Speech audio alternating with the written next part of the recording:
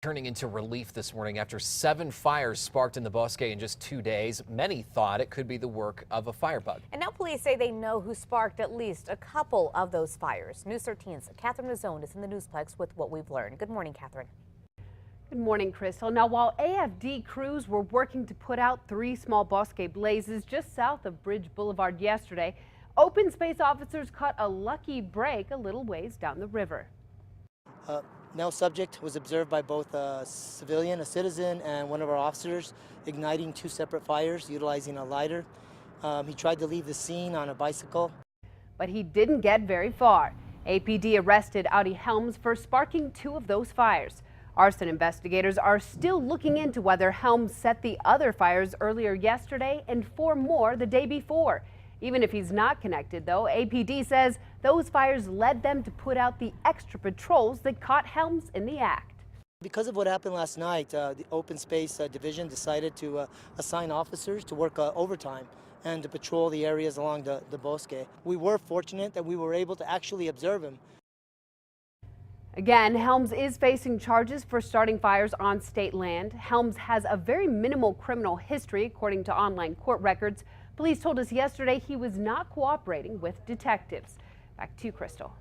All right, thanks, Catherine. Now, Helms faces up to 4 years in prison if he's convicted for those 2 fires. But if they pin the others on him, he could do a lot more time. It's been a busy night for fire crews in Jarales. They worked overnight watching hot spots on another suspected intentional fire. Sky News 13 video from yesterday shows you the farm's fire. It burned 8 acres near Belen. It's unclear how someone may have started that fire. Happening today, a judge is set to decide if Thomas Hancock, the man accused of killing a bouncer outside a strip club in Albuquerque 4 years ago, is mentally fit to stand trial. In 2011, police say Hancock shot bouncer Joseph Threadgill 7 times in the head and back after being thrown out of the TD's strip club off of I-25 and Osuna. 2 people from Albuquerque are under arrest today, accused of stealing a car and chasing someone in Colorado. Colorado State Police say Manuel Jose Serrano Lerma and Chelsea Jacobs got into a dangerous dispute behind the wheel when someone fired a gun near Vail. The driver of a BMW called police and told them a Mitsubishi was chasing him. Police ran the Mitsubishi through their system. It was reported stolen from New Mexico. They arrested the driver, Serrano Lerma, and his passenger, Jacobs, on active felony warrants. They're both facing a laundry list of charges this morning. Time is 6:04. A New Mexico Sheriff's Office wants its stuff back after a thief ransacked a detective's unmarked SUV. It happened a few weeks ago outside an Eddy County detective's home in Carlsbad. The thief got away with guns and body armor. Authorities say they were able to recover most of the items stolen thanks to local law enforcement. They wouldn't say what's still missing or if they've recovered all of the stolen guns, but they did note some of the things that they're doing now to make sure this doesn't happen again. Just taking some extra precautions to make sure that nothing's left out in sight. The same thing that we tell civilians to do is put your stuff away. No word if police or deputies do have a suspect in mind, but the sheriff's office says it could change its policies on what can and cannot be left in department vehicles. BCSO says this suspected drunk driver crashed near Paseo del Norte and 2nd Street on Tuesday, then tried to bribe them. A witness told deputies Jennifer Fair was behind the wheel, but her sister came, picked her up. Deputies tracked down Fair and told her to get back to the crash scene. The 28-year-old was arrested. Deputies say as they were on the way to MDC to book Fair, she told a deputy she would give him 20 grand if he just took her home. Now she's facing charges for the bribe as well. A new group is bringing the farmers market to social media. The Facebook group is called the 505 Farmers Market. Since its creation about a week ago, it had gained nearly 500 members. On the page, the creator describes it as a place to get homemade goods and handcrafted items. It says they want to encourage you to buy locally and put money back into the community. We saw a range of posts asking for honey, green chili, even wool. Others posted information about what they're selling, like goat's milk, eggs, fresh bread, and jerky. Time 6:05 on to developing news in New York this morning. So take a live look over the skyline there in the Statue of Liberty. Police are now confirming the identity of the 2nd person killed in a building explosion last week. Medical examiners were able to identify 26-year-old Moises Yak.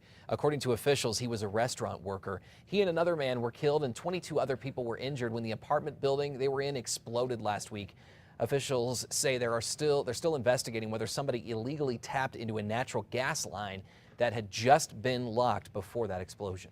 Terrifying video there. Sure is. Developing this morning, NYPD is dealing with the fallout over a video that's now gone viral. It shows a NYPD officer berating an Uber driver and mocking his accent. Take a listen. You understand me? Yes, I understand. Okay, so stop it with your mouth. Okay. Stop it with your, for what, sir? For what, sir? This all started when the driver allegedly honked at Detective Cherry's unmarked car. The passenger who recorded the video says Cherry did not signal as he was parking. Yesterday, NYPD officials spoke out against Cherry's actions. In any encounter, just courtesy like that and language like that is unacceptable. Cherry has been stripped of his shield and gun and is now on desk duty. New this morning, a California grad student facing accusations of trying to poison her classmates. It's a crime that officials say was motivated by a severe case of jealousy. Officials say 26-year-old Janyu Duong, a grad student at Stanford, is accused of contaminating her classmates' bottled water with cancer-causing chemical paraformaldehyde. It happened last year. Some ingested enough to give them burning sensations in their mouths and throats.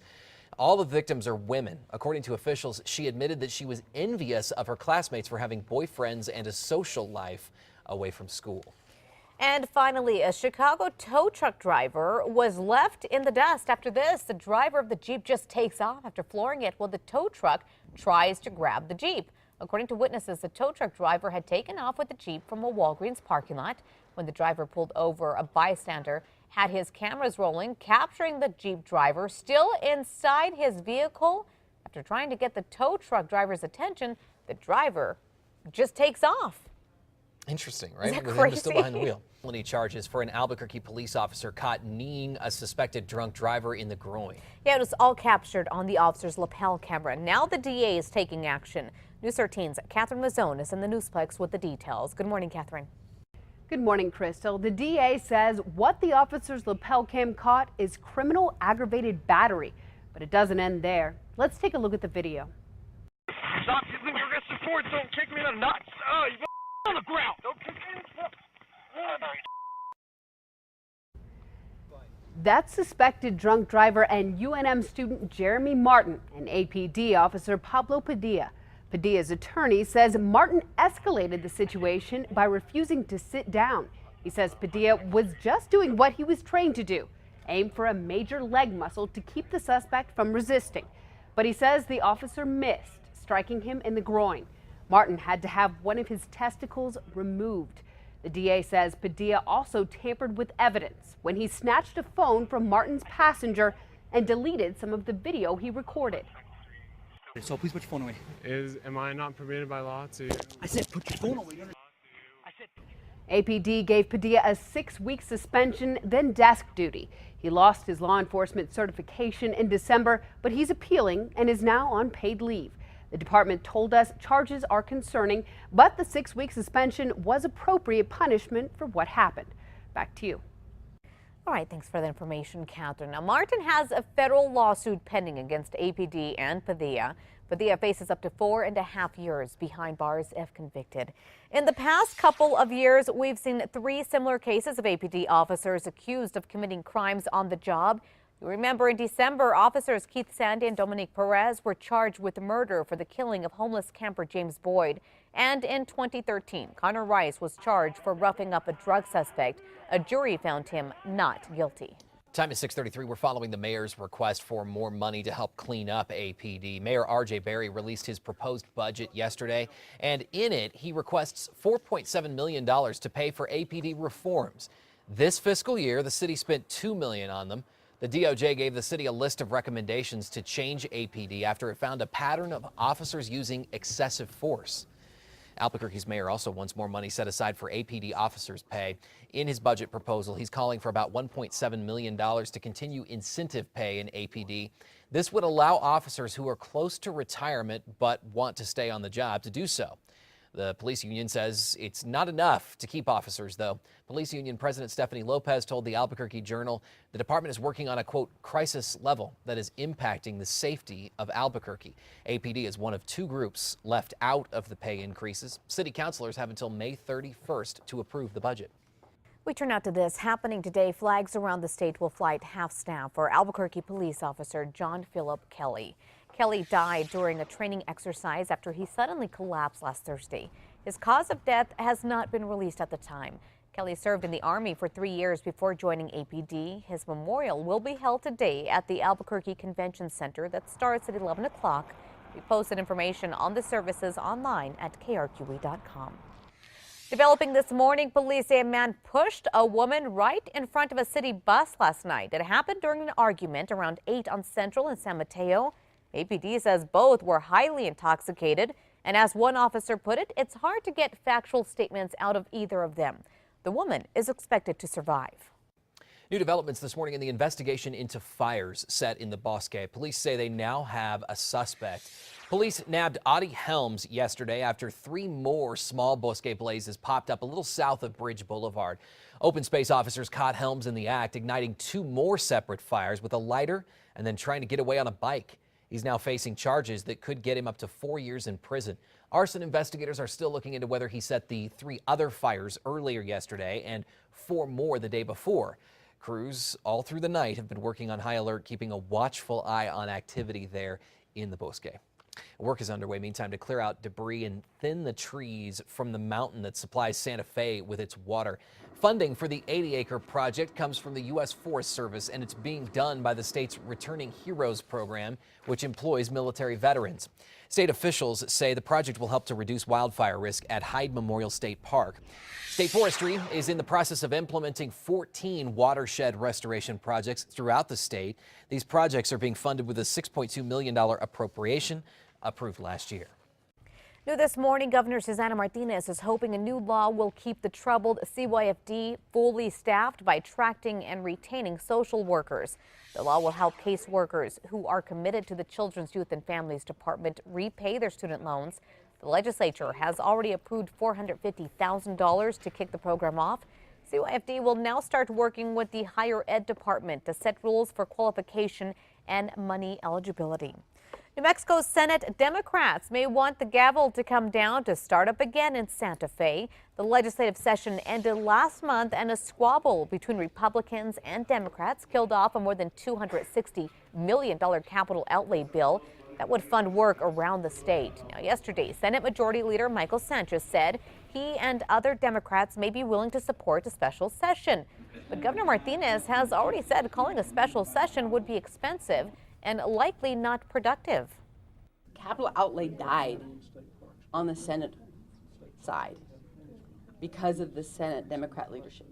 That's where it died.